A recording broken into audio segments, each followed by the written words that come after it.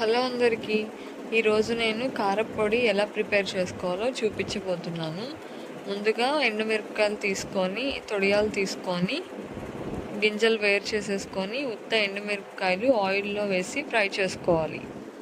అవి కొంచెం ఫ్రై అయ్యాక వేరే బౌల్లోకి తీసి పెట్టుకోవాలి. తర్వాత 2 స్పూన్స్ ధనియాలు, 1 టీ స్పూన్ జీలకర్ర వేసుకోవాలి. తర్వాత ఇందాక వేరు చేసి పెట్టుకున్న ఎండుమిర్చి గింజలు వేసేసి ఫ్రై చేసుకోవాలి. అవి కూడా ఫ్రై చేసుకున్న తర్వాత ఎండు కొబ్బరి కట్ చేసుకొని వేసుకోవాలి. లైట్గా ఫ్రై చేసుకోవాలి. తర్వాత మొత్తం వేసేసుకొని కొంచెం హీట్ అయ్యాక స్టవ్ ఆఫ్ చేసేసుకోవాలి. అందులో ఒక 10 వెల్లుల్లి రెబ్బలు, కొంచెం ఉప్పు, కొంచెం చింతపండు వేసేసి ఆరనిచ్చిన తర్వాత మిక్సీ పట్టేసుకోవాలి.